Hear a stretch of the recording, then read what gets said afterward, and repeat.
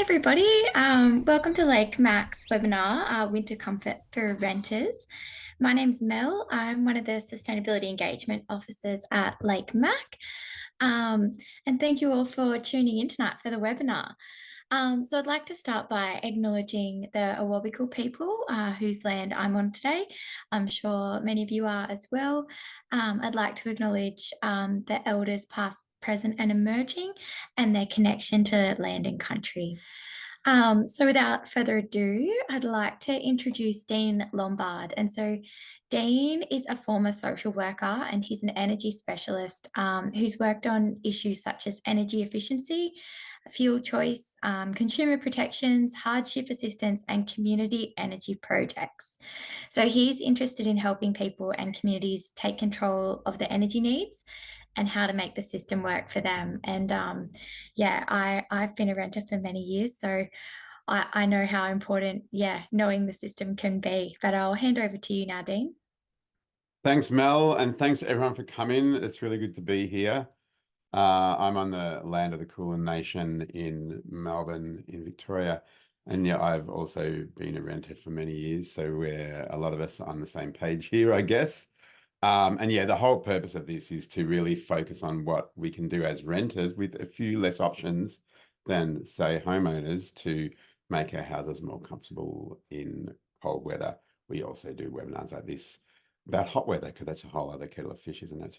I'll just get my, excuse me, slides up there, which would be that one, I think. So yes, winter comfort for renters. And look, laws for rentals are different in every state, and also some of the climate and weather issues are different. So this is sort of targeted towards New South Wales generally, which of course covers lots of different climate areas, but all the same as sort of regulation and legislation. So I'm going to cover four things. First, sort of energy usage in the home generally, because I think that's good, just good sort of context for all that we're talking about. Comfort at home, keeping your house comfortable at home ultimately is about getting the best value from the energy that you use to keep your temperature and environment comfortable. So energy usage is really fundamental to that. And then the next thing we're going to talk about is really, I think, the main issue, which is thermal performance of the building that you're in. It makes such a difference. And the thermal performance of the building affects how much energy you need to use and what sort of heating or cooling appliances you need to use. So I'll talk a lot about thermal performance and what you can do as a renter to improve the thermal performance. And then we'll move on to heating appliances and choosing heating appliances. And for renters, that's as much about choosing whether you pick a particular house to move into next time you move, depending on what sort of appliances it has, as well as portable appliances. And we'll talk about hot water and some other energy efficiency stuff more generally. That's not necessarily as much about keeping the temperature comfortable, but can be about saving money on energy. So you've got more to use for heating energy. And that's a particular trade-off that renters often have to make if they've got limited ability to improve the home. So energy usage in the home, I normally start with this pie chart. This just shows for the typical, like the average Australian home, how much energy is used for different sources. Energy being electricity or gas. And as you can see, I think the first thing is that it varies enormously between different types of households and what sort of appliances you have and lifestyle and that. And of course, across sort of climate types as well. But because this puts heating and cooling together, let me just get my little laser pointer thing going. Right. Because we put heating and cooling together, it's actually fairly consistent in most areas of Australia, the energy that you use for heating and cooling as one. In colder areas like where I am, it's more for heating and less for cooling. In warmer areas like where you are, it might be sort of half-half. In really hot areas, it might be much more for cooling and very little, if any, for heating. But the sort of proportion in most places does stay similar to around between sort of 30 and 50%. So, and this is why we talk a lot about heating and cooling when we talk about energy efficiency, because it's the biggest energy usage and the one where efficiency has the biggest impact. Water heating is the second one. Water heating doesn't change as much depending on sort of outside temperature. You do use a bit more energy for water heating when it's colder, of course, and a bit less when it's hotter, but it's much less impacted by those seasonal changes than heating. And as you can see, like after heating and cooling, everything else is just like a third. And some things are not very much, like cooking's not very much. Lighting is actually probably a bit less than it shows here because there's more efficient lighting now than even a few years ago when these figures were put together. And refrigeration is actually probably the single appliance that uses the most usually after sort of heating and cooling and water heating appliances. So we will touch on refrigeration a bit towards the end, and that's really just about the value of choosing a more efficient fridge or freezer when you have to buy one. And a bit of a warning, I guess, about really old secondhand fridges can have the hidden cost of high energy usage, even if the cost of purchasing was low. Of course, if you've got a pool, then this graph goes out the window pretty much because pool pumps and pool heating uses heaps of energy, and that can sort of rival the sort of stuff they use for heating and cooling. So that's another issue. Another thing I like to touch on is like have a look at your energy bill and get your head around it if you can. It's good for a few reasons. Partly there's a lot of opportunities out there to find, say, cheaper energy providers. And the bill is a starting point for working out that. It's also good to understand like how your energy use compares to a similar household to yours, because most people don't really know much about energy usage, what appliances use large or small amounts of energy, or what's typical energy usage. Like everybody I speak to thinks that their usage is sort of typical. They also think it's high, like it's expensive, but they all think, oh, it's pretty typical. And the person who pays $100 a month thinks that's pretty typical. The person who pays $500 a month thinks that's typical. It's the same for lots of things. So the energy, the two really useful things on an energy bill, one is this little graph that they'll normally have on the second page, maybe on the first page, that shows your usage over different times of year. It's based on your bill cycle. So this is for quarterly bills. It's in 3-month period, November, February, May, August. If you've got monthly bills, there'd be 12 there, one for each month. And this sort of shows you how your energy changes over the year. In this case, and I think this is a Queensland bill, this example, the highest usage is sort of the last bit of autumn, really, the tail end of summer and most of autumn, which is interesting because normally you see highest usage in the middle of summer or in the middle of winter, but it does depend on how the temperature goes in your climate. So this is interesting to know because you go, this person knows to expect high usage there, low usage there. And if your usage, say, is really high in winter, then you go, okay, maybe I can see if I can reduce my heating. If your usage is really high in summer, you might go, maybe I can see what I can do about cooling. It also has this very useful information. The average cost per day is a really easy way to try and compare your usage with, say, other energy plans. And the average daily usage in kilowatt hours, this is because it's an electricity bill. The gas bill normally has megajoules. But it's just a unit that you measure it in. It doesn't matter what unit it is, it's just the number. That's your average usage per day. Obviously it varies every day, but that's the average.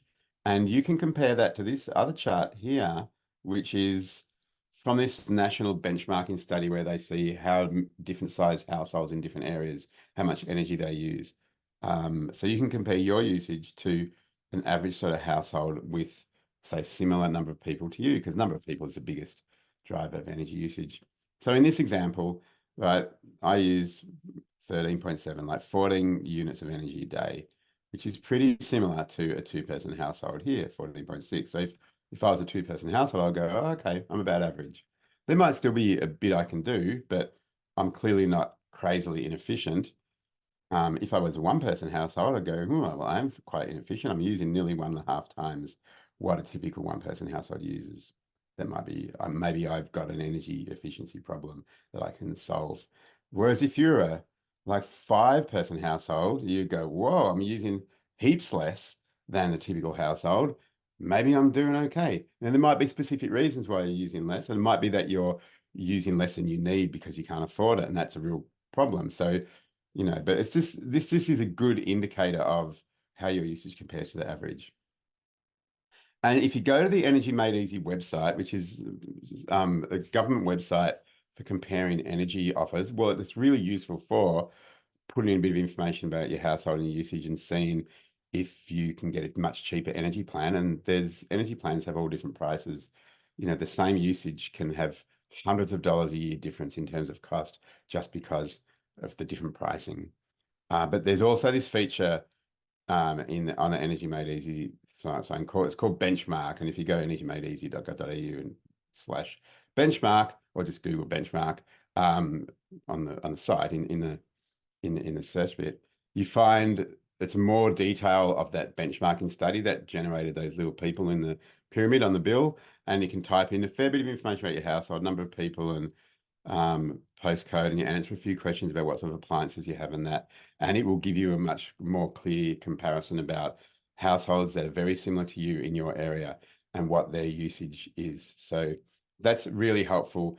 And I just think, just for orienting yourself, am I really inefficient and I maybe have a lot to gain if I can do a lot, or am I actually pretty efficient already and maybe I've got less to gain, so I shouldn't stress about it too much? That's the sort of thing I think the benchmarking is useful for. So now, look, the main part of my talk tonight is going to be about the thermal performance. And please remember, like, I'm sure sometimes I don't explain things clearly, or I might say a thing that just leads to other questions or makes you think about something. Please put any questions that you have in the Q&A. We'll leave about half an hour of time at the end to go through all those questions. And the Q&A is the right place for those questions. So thermal performance is just about how your house performs I like to say that the house is our biggest appliance that we own, or that we have. We don't necessarily own it. Your house is your biggest appliance. It's a machine for keeping you comfortable. And the way it does that is really in the way, well, partly about the appliances that are built into it, like a fixed heating system on that. But a lot of it's about the fabric of the building, the walls, the roof, the floor, and how that keeps heat inside that you want, or keeps heat outside that you don't want inside. And the basic thing about heat, if you might remember from high school science, if you did any science in high school, is that heat moves to anything that's colder than it. Like, heat is an energy that's in things. So it's basically the vibration of like the atoms of the thing, or the molecules or whatever. And heat moves to things that are colder. If the molecules over there are moving slower, they speed up. The fast molecules, they send the speed over to there. I'm not a scientist, I can't explain it really accurately. But basically, heat goes to cold things. That's why ice melts. That's why Eskies work. And when it's winter and you heat your house and it's cold outside, the heat inside your house wants to go outside and gets out any way that it can. Up through the ceiling and the roof, the biggest source of heat loss in most homes. Through the walls, also considerable. Through the windows, I know it looks like it's a bit less than the walls, but it's actually more, because windows are only a very small area compared to the area of walls, but they lose almost as much heat. Through the floor, less, partly because, heat rises, but you do get drafts through the floor that help to suck heat out. Exfiltration is just like holes, gaps, drafts. You can lose quite a bit through drafts if the house is quite drafty, especially in winter, and especially if it's windy. And the flip side of it for winter, and a good thing to remember when you're trying to keep warm, is that because windows are such good conductors of heat, they're so good at getting heat out of the house, even when you don't want them to, but they're also pretty good at getting heat into the house. If it's a sunny day shining on a window, you'll get quite a bit of heat from the sun into the house to help keep you warm, even if it's cold outside. And we've all known those cold days where the air is cold, but the sun is warm. The sun directly on the windows is getting you the heat straight from the sun. It's not about the cold air, and it'll warm you up. So that's being able to try to take advantage of solar going through the windows is really helpful. The flip side of this is in summer, when you're trying to keep the house cool, solar going through the windows sort of confounds your attempts to keep the house cool. And that's when it's really important to try and work out how to shade windows in summer to stop that direct sun on the windows. Yeah, so because of, like I said, the biggest amount of heat is lost through the ceiling, that's why ceiling insulation is so important in houses. And it's why, you know, it's also one of the most it's partly why it's one of the most cost-effective things you can do to a house to improve its performance is put ceiling insulation in, because even though it costs a few $1,000s to put in, you save the money very quickly on savings of both heating and cooling. Unfortunately for renters, it's not really an option for us to do anything about. And in most states in Australia, there's no requirement for rental homes to have ceiling insulation. I mean, there's been in the construction code for building new homes for years, homes have been required to meet thermal performance standards, including having insulation in the ceiling. But the only states that have made it requirement for the only state that's made a requirement for rental homes specifically is the ACT. Victoria is talking about doing it, but nowhere else is there any requirement to have any insulation in a rental home. So as renters, we can't do much about that unless we feel like we've got a good relationship with our landlord and we go, hey, what do you think about some insulation? It would improve the value of the house. It will make it more comfortable, blah, blah, blah. And look, I've known one or two people who've had good relations with their landlords and have been able to, you know, do some of this. But that's really up to you to decide if you feel comfortable having that conversation. I know that some renters don't feel comfortable having conversations about things that are wrong with the house with the landlord, because some of us just want to keep our head down and hope our rent doesn't go up, and others are anxious that, you know, if they make a fuss, they might get evicted. So, you know, even though that's against the law, it happens. So it's really up to you about whether you feel comfortable having that conversation. And look, it's also good to recognize that in some houses, ceiling insulation is actually a bit less cost effective to retrofit, because, and in particular, sort of flat roofs or cathedral ceilings, it's just much harder to do it. So, but yeah, really, I think the main thing there is if you feel like you can talk to your landlord about it, then that's a great conversation to have. And if you don't, then you just need to work out what to do without it. Solid brick or stone walls can be useful in winter because they soak up the heat from the sun and then release it into the room when if the room gets cold. They can also be sort of have the opposite effect the same effect, which you don't want in summer. So again, solid brick or stone walls, good in winter if the sun's on them. In summer, you need to find a way to try and shade them. And yeah, windows, given that we can't do much about ceiling insulation as renters, windows are the areas that we can best focus on, because they lose a lot of heat and they're not that hard to change that. Now, I put this chart up here really just as an illustration of the significant impact that the thermal performance of the house has. These star ratings, these are just like, this is the star ratings I use in the construction code for new homes. It's like a design-based systems based on the house design and what materials, and you know, the current standard is 7 stars. That's just coming in this year. The previous standard was 6 stars for the last few years. 3 stars is considered a pretty conservative estimate of the average performance of houses built before the year 2000. Plenty or worse, especially older homes. And this chart is just how much energy you need to heat and cool a house to a defined sort of comfortable temperature. And look, this is a Melbourne example. That's where I got the figures from.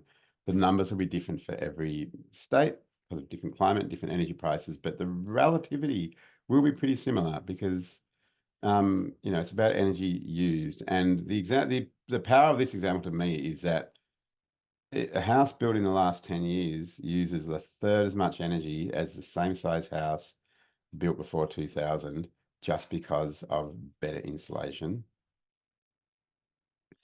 And, you know, 7 star even better. So that's just to show how useful, how powerful insulation is. The other thing worth noting is that there's this thing called the Residential Efficiency Scorecard, which the Victorian government developed, but is available sort of nationally. And this is actually a system designed for existing homes where an assessor goes in and assesses, you know, the material the house is made of and the appliances and condition of walls and windows and drafts and everything, and they sort of basically rate the house according to how much it costs to heat and cool. They do the scorecard, hence the name, and they'll give the householder sort of recommendations of the type of actions that are most cost effective for them in their particular house. And I had one of these done in my last rental house, and it was really good. I do recommend it if you can get maybe subsidized access to it, and I think there's some programs in some local councils and some state governments that will give you a bit of a discount for getting one of these done. They normally cost about $500, $400 or $500 to get them done.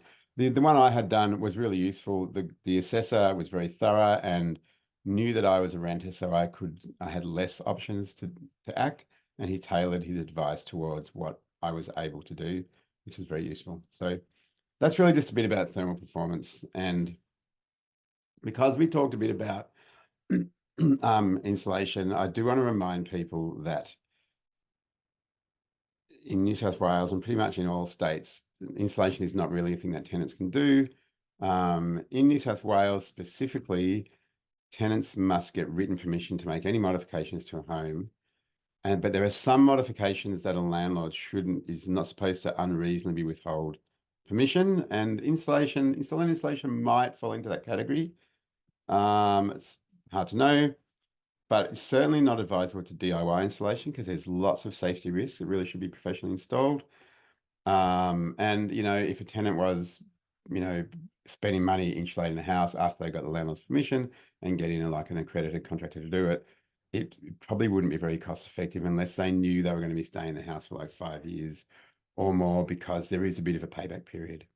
But yeah, that's just a thing to think about. Again, if you have some certainty of how long you've been in property, and it'll be quite a while, then it could be cost effective to have insulation installed with permission. We don't recommend that you do it yourself. This sustainability advice website has really good information for anyone considering doing installation. But as I said, it's unlikely to be cost effective for tenants to install it even with permission, because security of tenure is not very well protected at the moment in rental laws in most states. There's been a few changes to rental laws in recent years in a few states, including New South Wales. This is a list of changes that renters can make so long as they've got permission, but the landlord is basically supposed to give permission unless they've got a really good reason not to. So, that on any other changes, the landlord is under no obligation to give permission. On this list of changes, the landlord is legally required to give permission unless they have a really good reason. Obviously, that's still quite up to interpretation, but, a lot of it's basic safety stuff like a childproof latch, securing furniture to a wall, installing, and basic utility like installing a phone line. Hanging pictures, great victory for tenants to be allowed to hang pictures, finally. But the few that are really relevant for us are installing or replacing an internal window covering and basically making a modification that doesn't permanently damage the structure, because these two can cover a lot of energy efficiency stuff like curtains or blinds or draft proofing. And that's the one I think could possibly cover insulation, but as I said, I don't think it's really cost effective. There's also this one about shatter resistant film to windows or glass doors. You can also get sort of thermal film that helps to prevent or reduce heat loss and gain through windows. Some of those are removable. I think that they could fit into this category as well, but some of this is a bit untested, and you still need permission for those things.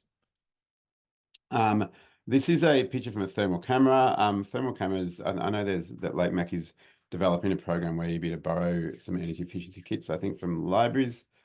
Mel might talk about that at the end.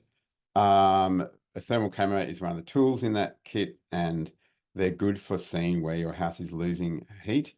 It shows coldness in blue and hotness in pink or red. So this is a good example of this picture I use because it shows it's winter. This is from the outside of the house. It shows where the heat's coming out of the house. You can see heat loss through the windows and the doors. and not in the ceiling, which makes me understand that this house has an insulated ceiling, because if the ceiling wasn't insulated, you would also see all that red and pink color on the roof, heat going out there. So this sort of shows that even with insulation, you actually lose a bit through windows and doors, which is why it's a good one for renters to look at, especially because we can do a bit about window coverings.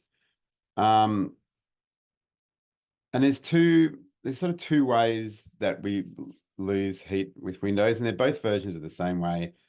The glass in windows conducts heat really effectively. So the hot air in the room touches the glass and it's cold.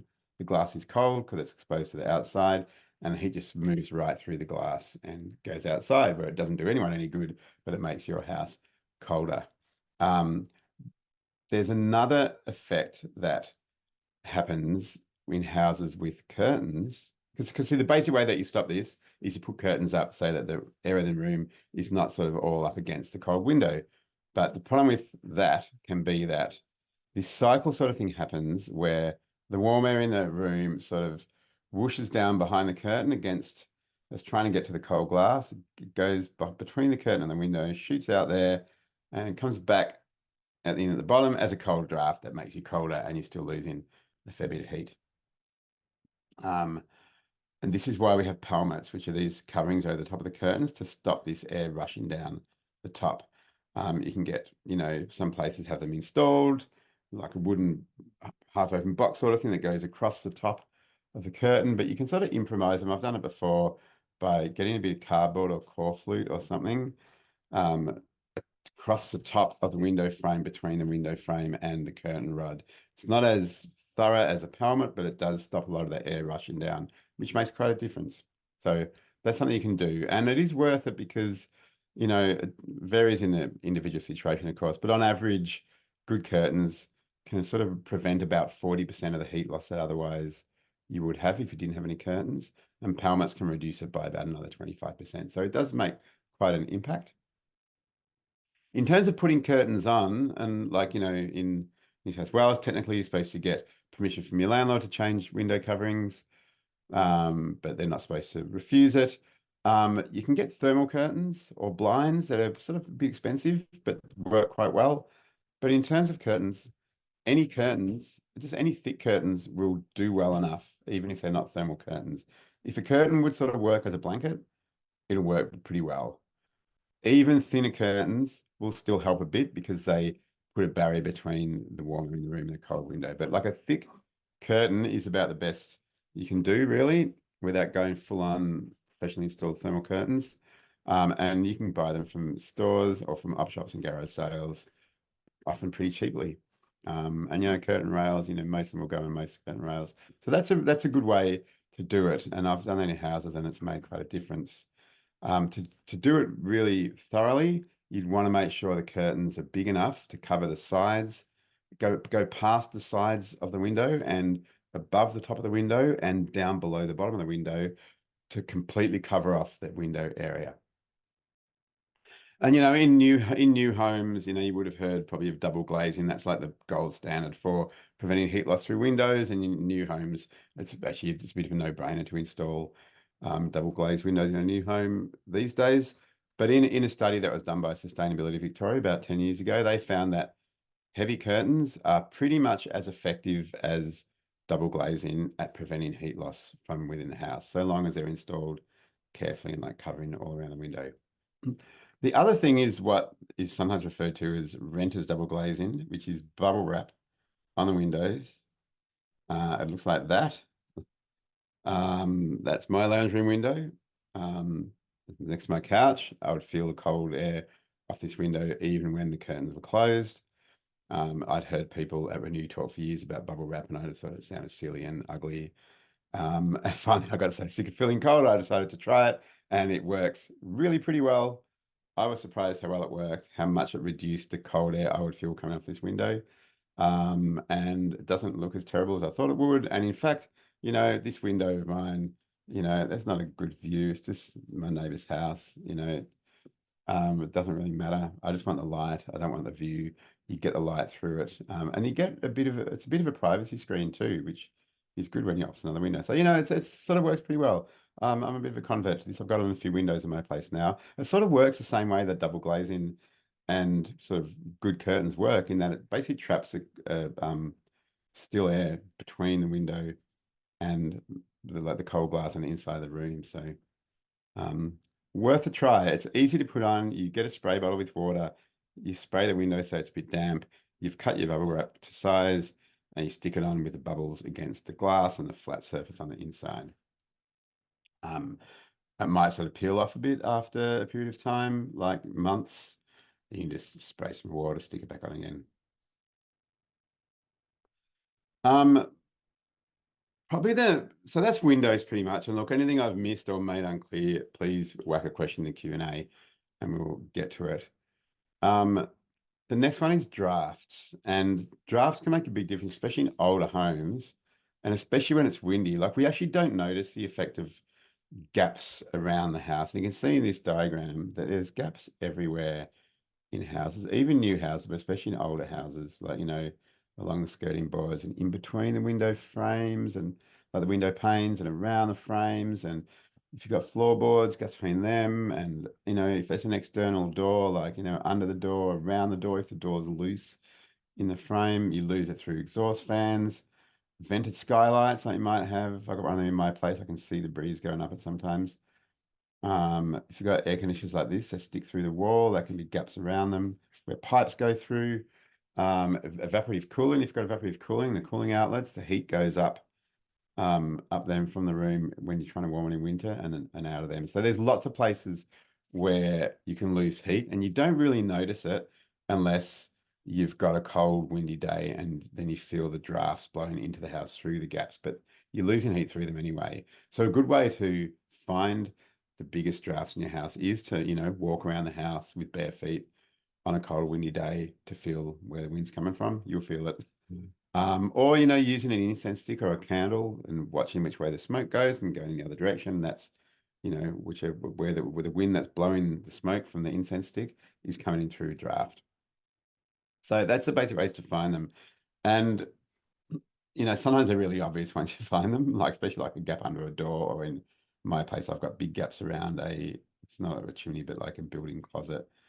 And yeah, just find ways to fill those gaps as best you can. You can use like soft sort of foam that you might have in some packaging. You can use caulking guns carefully. You can even stick bits of cardboard in sometimes. There's quite a bit that you can do and just take out when you leave, or that you can do in an unnoticeable way that will just help the house and not look any different. Door snakes under doors are really helpful if you don't have draft stopper on the bottom of it. Adhesive belt around the frames and on window frames. You can buy that at hardware stores. You can get these covers that go on exhaust fans that have a little opening that automatically opens when the fan is on and closes when the fan's not on, so that you don't get a draft through there. And for these evaporative cooling outlets, you can just cover them in winter when you're not using the cooler with a piece of cardboard or core flute, which I find useful because it cuts well, it sticks well, it's light, and it's sort of double thickness with air in the middle. But you can also buy special plastic vent covers that sort of clip on. You just need to remember to take them off when you want to use the air conditioner again. Chimneys, if you're not using a chimney, they should be blocked off somehow. There's various ways to do that. That's getting a bit more expensive perhaps. But basically, a completely unused chimney, you could probably find a way to cover off the front even. Just find the ways that you can. These vents at the top of walls, now they're a special case because they're in houses in order to prevent the buildup of like carbon monoxide from wood fires or gas heaters. So it's a very important safety issue. When you hear about people who've asphyxiated because of a buildup of carbon monoxide in the home, it's usually in a home that either doesn't have these vents or that's had the vents covered. If you have any sort of thermal heating or any burning of anything in the house, like gas cooking or gas heater or wood stove or wood heater, you need to leave these vents as is so that they can do their job of preventing carbon monoxide buildup in the room. If you don't have any burning of anything in the house, like or your cooking's all electric, you don't have gas or wood heater, then only then is it safe to cover up these vents.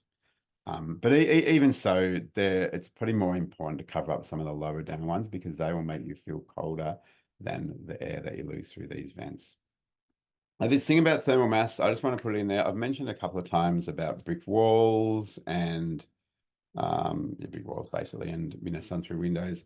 Thermal mass is any sort of solid, thick material that will soak up heat. Brick and concrete are the two classics.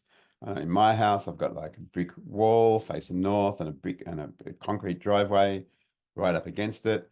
That soaks up all the sun, and then when it gets colder in the evening, it radiates it into the house. It's great in winter. It's not so good in summer. It's good to identify thermal mass that you might have in your house so that you can figure out what you might need to shade or protect from the sun in summer, but also what you might want to try and make use of in winter. And the classic example, and a lot of houses are built this way, like solar oriented houses are built this way, where they'll have a big window and a concrete slab floor, and the sun in winter, the sun shines in the window, heats up the whole floor, or an internal brick wall, and that helps keep you warm. If you've got something like that in your house, great in winter.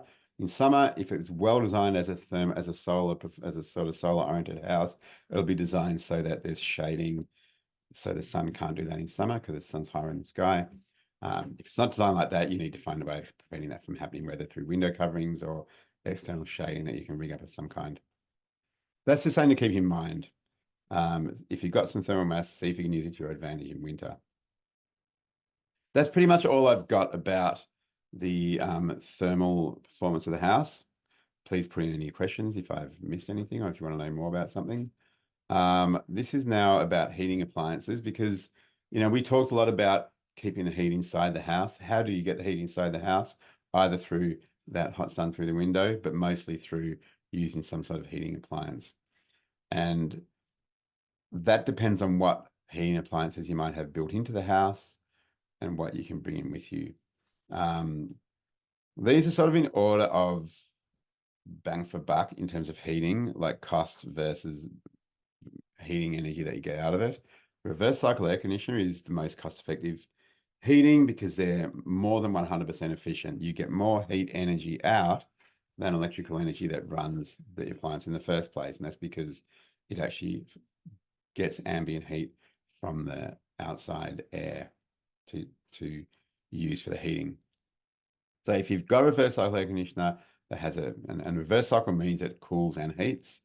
We often call these split systems, and some of them just cool, usually older ones, most modern ones heat and cool in their reverse cycle. That's what the reverse means. So if you've got a reverse cycle air conditioner, that's the best thing to use for heater. If you've got also a built-in or a portable gas heater, this is more cheaper to run than that to heat for the same amount of heat. Of course, it depends on what room it's in.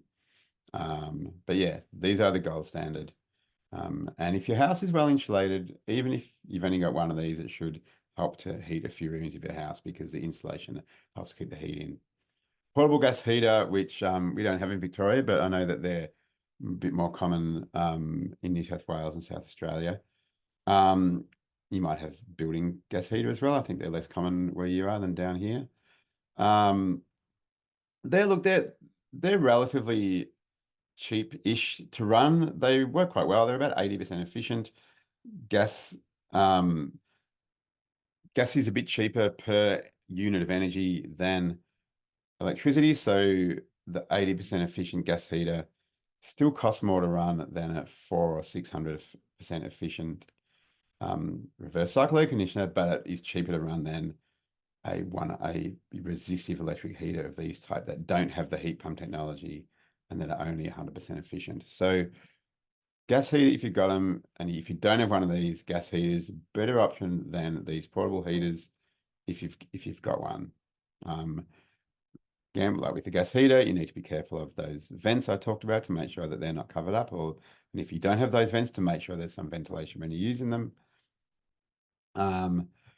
These resistive electric heaters are sort of the most expensive to run. Again, you know, if your house is insulated, then they'll probably work okay, keep you warm if they're sort of big enough. If your house is not insulated, then it's just more money that you're throwing away to send heat up through the ceiling. So if you don't have a building heater, and as far as I know in New South Wales, there's no requirement for a rental house to have any kind of built-in heating. A radiant heater like this is generally more effective than a column heater like this, or a more convection sort of heater, because the radiant heater radiates heat out and heats your body directly, whereas a column heater and convection heater heats the air in the room. If your house is well insulated, then this works as well as that to heat the room. If your house is not well insulated and you just lose heat out of the room very quickly, then you'll be warmer with one of these spitting heat right out at you than one of these in the corner putting heat out into the air that's going up through the roof. So that's something to think about in terms of what heating you've got. Now, if you've got wood heating, it's hard to answer questions about the cost of wood heating because it depends so much on how efficient the wood heating is and on where you get your wood from. Do you buy the wood? Do you get it for free? Is it a mix of both? If you get a lot of your wood for free, it's probably pretty cost effective. If it's a decent heater, it'll probably keep you warm. Again, the issue of, you know, radiant versus heating the air. If your house is well insulated, it'll work much better. Pollution, like, you know, you need to be mindful of the condition of a wood heater in terms of getting carbon monoxide into the room. If that's okay, then there's just the issue of sort of particulate pollution sort of outside, and that's probably less of an issue in more rural areas than in more built-up areas, and it depends a lot on how efficient the heater is to burn stuff. So there's a whole, and Doug might be able to whack a link in the chat about wood heating. There's some good links that he shared before about the differences in different types of wood heating and which one's more efficient. But of course, you know, if when you're renting, you probably don't have much choice. It depends on whether it's there. So for many of us, the cost will come down to, do we get our wood basically for free or cheap or not? So that's, you know, only you can work that out.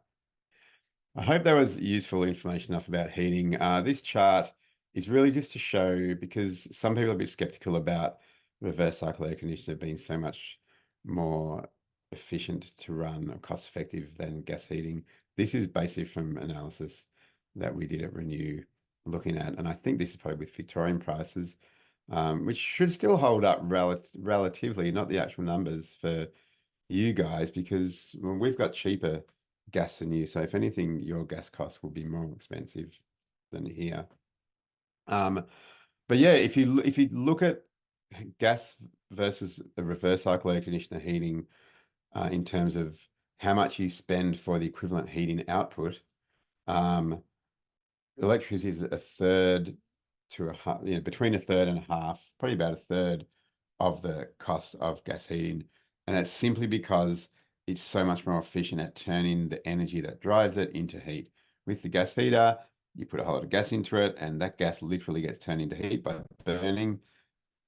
With a air conditioner, you use electricity, it runs a pump, the pump sucks heat from the air, you get way more heat than the energy value of the electricity that goes into it. And yeah, that's just a little picture about how heat pumps work. It's basically like a fridge in reverse. And when it's running as an air conditioner, it's working just like a fridge. It drives a pump, sucks in heat, concentrates it in different fluid, either gets rid of it or uses it, depending on whether it's heating or cooling. And even when the air is really cold, there's still heat in it. And the example for that is, you know, we all know how cold it is when it's 5 degrees, but when it's 0 degrees, it's even colder, right? Which means there must be some heat in the air when it's 5 degrees. Otherwise, it couldn't be any colder when it's 0 degrees. And even -10, -20 degrees still has heat in it that a heat pump can extract from the air and use to make heat. Other general heating tips. If you've got some sort of ducted heating, you need to keep doors open so that the heat can return, because it's a whole system. And some people will turn off heating ducts to use less heat, and you can turn off a few and use a bit less energy. But if you turn off too many, you'll actually just build up pressure in the system, and it'll leak out through gaps. Or make gaps happen. So unless it's designed to be zoned, you really need to keep most of the ducts open, and yeah, keep enough doors open inside so the heat can return to the inlet area. If you don't have ducted heating, then it depends. If your house is well insulated and you've got a few heaters, like some houses have like 3 reverse cycle air conditioners in different places, then that's great. That'll heat the whole house. If you're more likely to just have one in your main living room, and when you get a cold snap, you probably want to keep some doors closed so that the heater is not trying to do too much work, because they're only a certain size. They can only heat a certain amount. So, you probably would need to work out, can I heat 2 rooms or 3 rooms with this one reverse cycle air conditioner? Which ones can I close off, and which ones are most useful to heat? Bathrooms. People often ask about bathrooms, especially home owners who are doing renovations, who want heated floors and this sort of stuff. Basically, bathrooms, you don't need much heat in a bathroom. You need a bit of heat when you get out of the shower and you're cold and wet until you dry yourself and go and get dressed. You might need 5-10 minutes of heat max. So, and you're wet. So if any heating is blowing at you, it makes you feel colder, because moving air makes you feel colder even when it's warm air, especially when you're wet. So the best thing for bathrooms are these strip heaters or those heat lamps. If you've got them, use them. They heat your body directly. Just make sure you turn them off when you leave the bathroom, because they use a lot of electricity, which doesn't really cost much if you're using it for 10 minutes, but does cost a lot if you're using it for like an hour or 2, which happens if you leave it on. If you got these ones, just periodically check that there's no buildup of dust or lint around these heat lamps, because that can happen sometimes with some models because of the fan, and that can be a safety issue. And look, a lot of older houses have these strip heaters, so if you got one, it's actually pretty good for bathrooms. If you've got ceiling fans, they usually have a winter setting where they turn in the other direction, and they help to mix the warm air at the top of the room with the cool air at the bottom of the room, and make you feel warmer. They sort of equalize the temperature in the room. They're especially good if you've got high ceilings, because all the heat can sort of sit up the top of the ceiling. Because, like I said, because drafts make us feel colder, even if they're not cold drafts. When you're using in winter, just use them on low speed so that it doesn't really make a draft. Right. The other thing, and look, this is probably especially an issue for if you don't have good fixed heating, or if your house is not insulated, so that you spend a lot of heating, a lot of energy on heating, and it doesn't stay warm because it's not insulated. Ultimately, we heat the air in the room to make it comfortable for us to be in, but the thing that we really need to be warm is ourselves. That's why if you don't have a heater, you dress warmer. And there's these other ways that you can help to heat yourself if you don't have good insulation or good heating. And it's basically what they call personal heating. Like electric throw rugs are sort of like an electric blanket, but designed to be like a shawl or a rug that you put on yourself when you're sitting down. They don't cost very much to run, especially if you've got them on low, because you've got some warm clothing on as well. You can also get these heated floor pads. There's lots of different stuff that can heat you personally. If you work from home, say at a desk, and it's cold, then a small low power radiant panel heater or even a fan heater under the desk can help keep you warm. I'd normally go for radiant rather than fan, because, like I said, the fan makes you feel colder. And yeah, warmer clothing and hot water bottles and wheat packs also help. Just be careful of the safety issues with both of those. Hot water bottles, they do deteriorate as they age. It's usually recommended that you get new ones every year, because the rubber deteriorates. It's usually also recommended that you don't put boiling water in them, but just put sort of, water at sort of 60, 70 degrees or something below sort of scalding temperature, in case there is an accident. They still keep you warm. Wheat packs, which you might be familiar with, heat up in the microwave usually. Just be very careful to follow the instructions closely, because if you overheat them, they can literally spontaneously combust, burst into flames. If the wheat gets hot, wheat can do that. So be very careful with those 2 things, but they are useful if you use them wisely. That's the main stuff about heating. So any more questions? Yeah, throw them in the Q&A.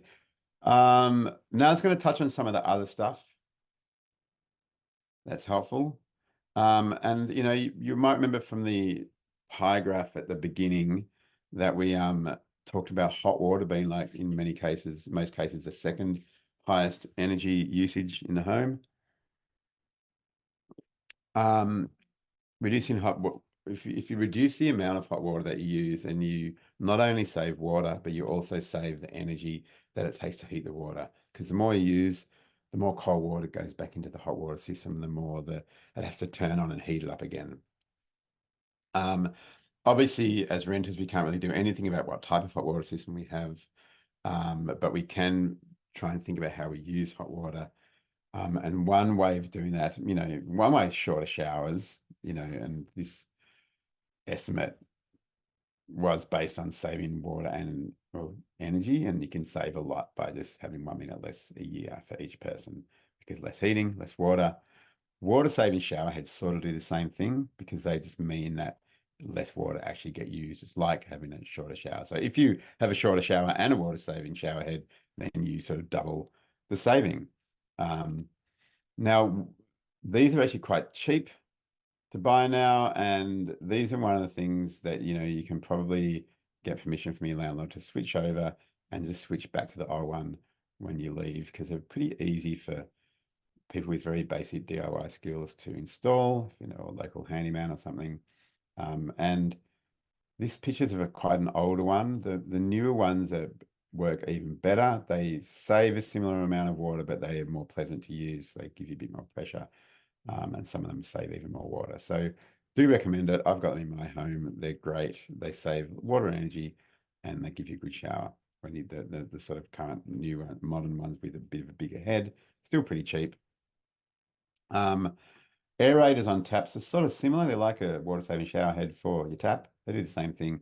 They reduce water use but keep the pressure. You can buy them from hardware stores for a few dollars, and they screw into the tap. There's two different types. Some have a thread that goes in. Some have the tap has a thread and they screw around that. So just make sure you get the right one. The other thing is hot water pipe insulation. And look, you know, this has been a building code requirement for ages, and most hot water pipes are in the walls and you can't see them. But if you are in a house that's got external hot water pipes and they're not insulated, you can buy this insulation stuff from hardware stores very cheaply and put it on yourself. And it just keeps the water in the pipes hot for longer. So you get less of that running cold water until it gets hot again, and you end up saving hot water. So the last house I was in had the hot water system like in the middle of the backyard. It was ridiculous, and it had all these exposed uninsulated hot water pipes, and I got like $15 worth of this insulation stuff, and it made a heap of difference. So do recommend that. Lights, like, I won't spend much on lights because, you know, we barely see these old-fashioned incandescent globes anymore. But I like this chart because it just shows the increase in efficiency of lighting over these technological changes of the types of lights. And if you've still got a lot of compact fluoros, you know, switching to LEDs, the gains are not that dramatic compared to switching from like halogen or incandescent, but they're still there, and they add up if you've got lots of lights. And some houses have lots of halogen globes that are not like globes like this, but that are little, you know, wedge shaped sort of ones that go in the ceiling, little round recessed lights. If you've still got halogen ones of those, many of them you can just change a globe over to an LED. Some of them you can't. You might need to find that out. You can save a lot of money by doing that. And the LED ones also last a lot longer. The very cheapest ones sometimes are more likely to fail, but yeah, look, in general, they last longer than the other types of globes. So that's worth knowing about. Lighting, you know, we're talking about smaller gains here. You know, you're not saving, you know, hundreds of dollars a year by doing this unless you've got heaps of halogen downloads and change of LEDs. But little bits can help. And the other thing, I did promise to talk about fridges. This is sort of where I touch on fridges. Any appliances that you buy, look, some types of appliances have these energy rating things. They also have a minimum standard. There's this Australian system. There's an Australian standard for certain types of appliances in terms of their energy usage. The energy rating sticker shows how it performs. If you're buying, say, a new fridge or washing machine or something, it'll have this sticker on it, and you can see if you're in the store looking at them, you'll see some of them are higher, some of them are lower, and they also say in the middle of here how much energy they use per year on whatever the default sort of cycle is. That's a good way to figure out if it's worth buying a more efficient one. If you find out beforehand what your electricity price is, say, you know, cents per kilowatt hour, and then it says on here, oh, the 7-star one uses, I don't know, 300 kilowatt hours a year, but the inefficient one uses 500 or whatever, you can add up, you know, multiply the difference by your energy costs and go, well, if I buy the less efficient one, it'll cost me this much more.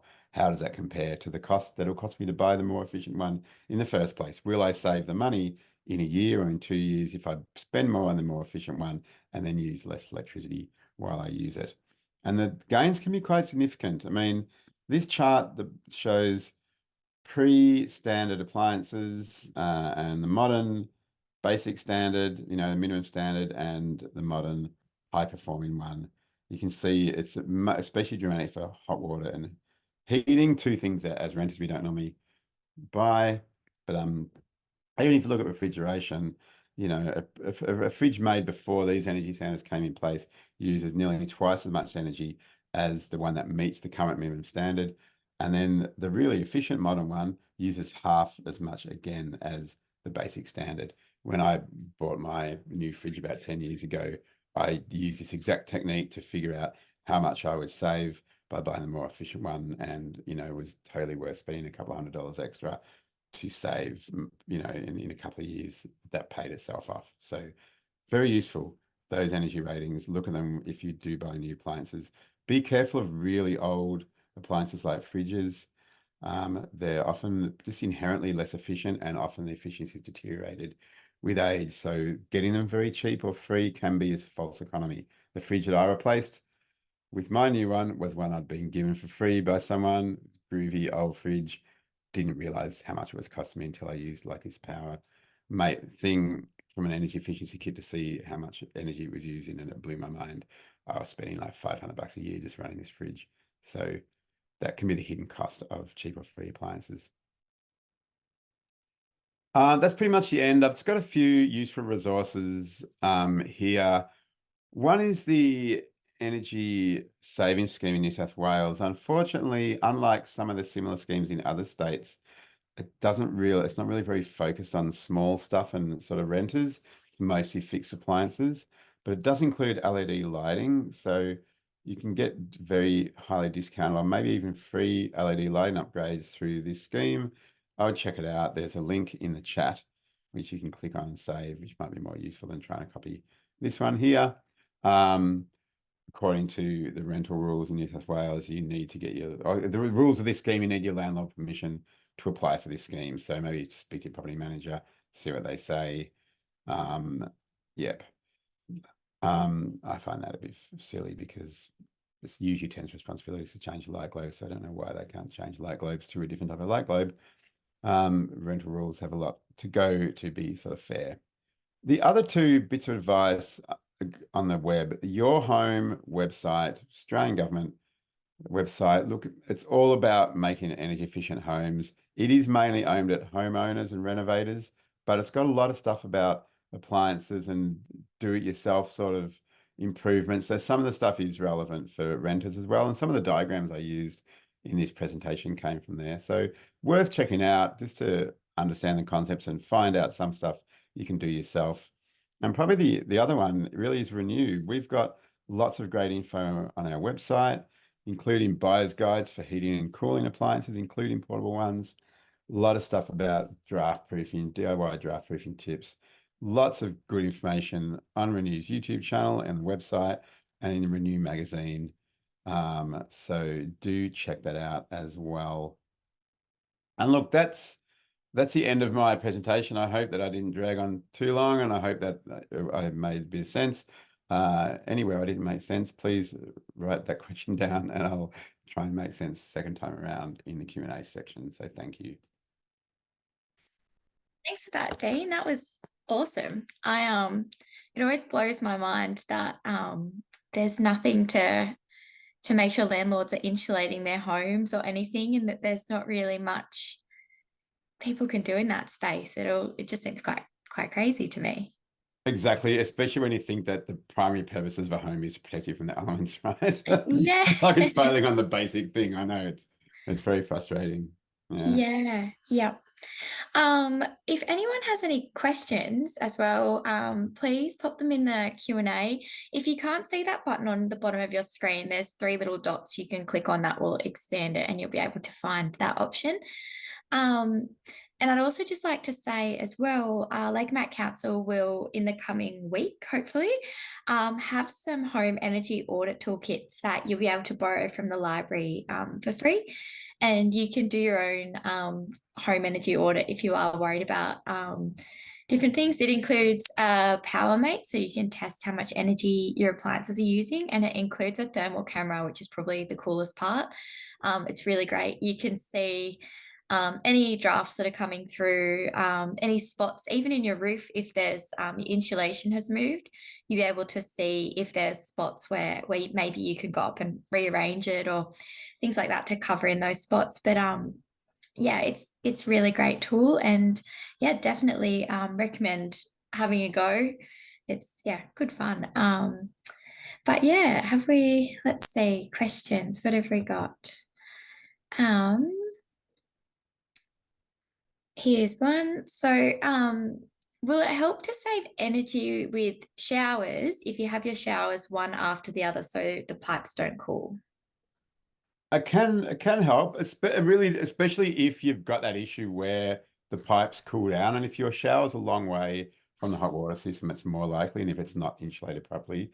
So yeah, if you do tend to find that the water in the pipes goes cold pretty quickly, and you need to run it a long time to get it warm again, then you will save some water and some heating energy by doing them one after the other. That's true. If you don't find, but it really depends. Like in some places, half an hour between showers, it might still be hot. In other places, it might be, cool within 10 or 15 minutes. So it really depends on that. But yeah, if you find that you do have to run it a long time before it gets hot, then that's the sign that it's really going to be worthwhile to shower one after the other. Yeah. Um, where another question, let's see. If money is really short, is there anything that is sort of safe to buy secondhand, like heaters and things like that? That's a good question. I mean, I always sort of think, buying these appliances sort of new is usually better because safety standards keep improving and efficiency tends to keep improving. But that said, that's, a lot of us buy a lot of stuff secondhand. So what I would say, some stuff I would never buy secondhand, such as electric blankets or those electric throw rugs, maybe, because there's so many ways they can get damaged by use. They're so vulnerable to damage by being folded hard or by having been wet and stuff like that. Pulled and stretched, dogs chewing them, there's too many risks with a thing like an electric blanket or an electric throw rug. I would never buy it secondhand. Probably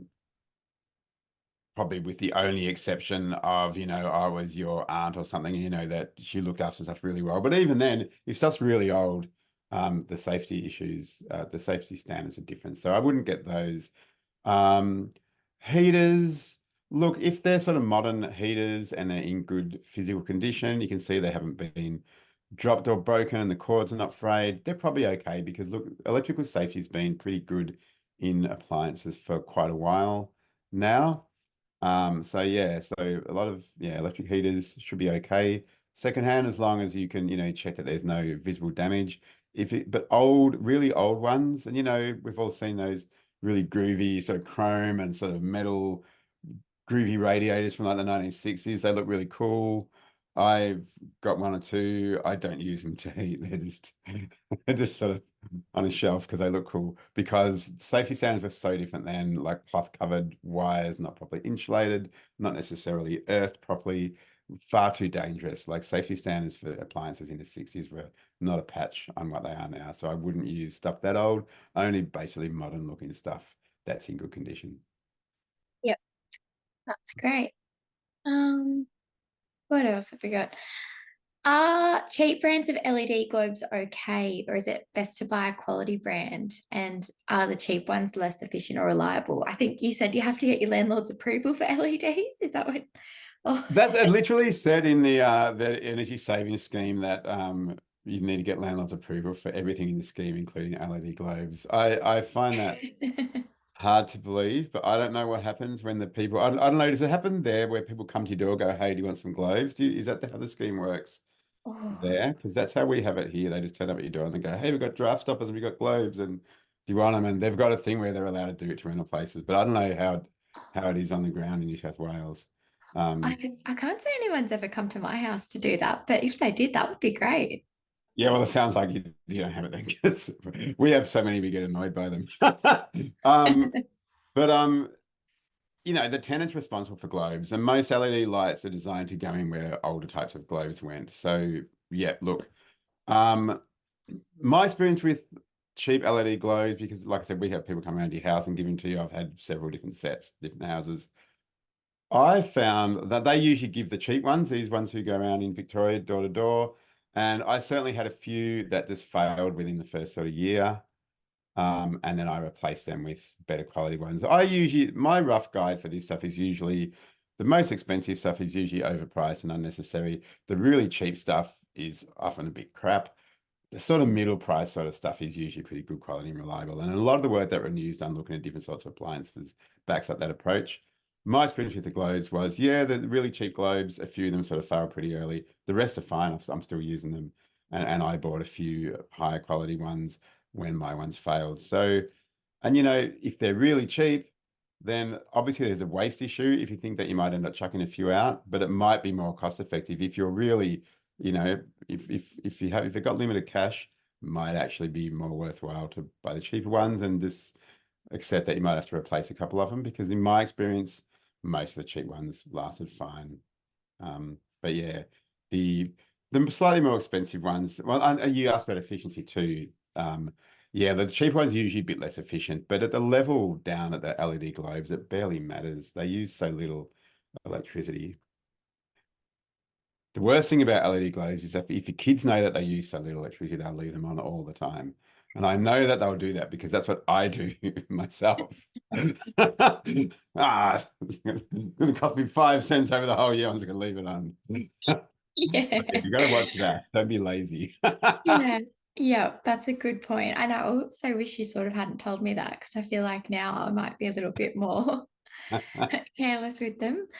Um, so I know with rentals, you obviously can't just go and put an air conditioning in, but can you put the window mounted ones in that are like one whole unit?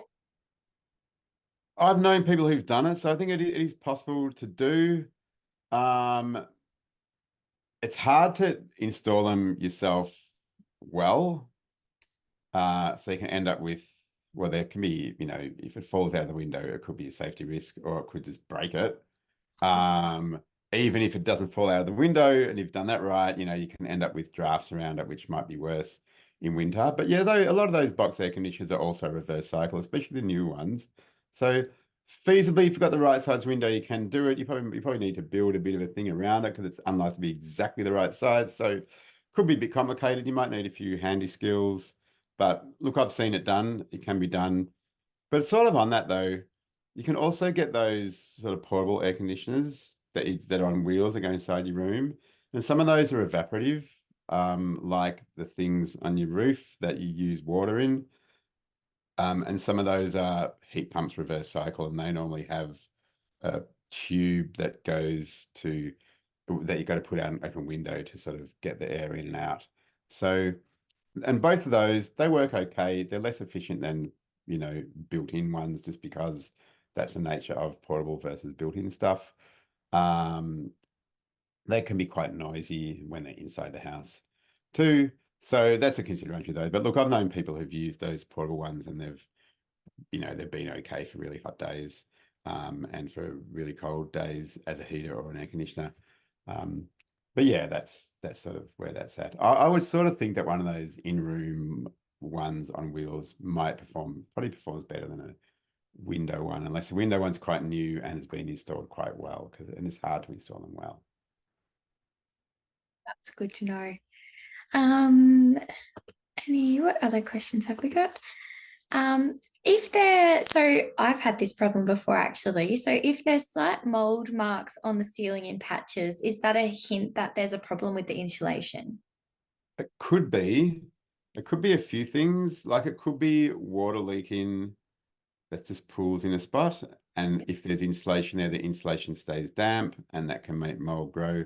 But it can also be a ventilation problem because you get sort of humidity in the air anyway, depending, especially when you've got warmth inside the house and maybe cold in the ceiling, you get condensation, that sort of stuff. And if there's ventilation, then that's all okay. The ventilation takes care of it. If there's poor ventilation, it won't. And that can happen sometimes by, say, insulation blocking up too many of the vents that go into the ceiling space, because the ceiling space is supposed to have vents so that you can get air circulation to prevent that condensation.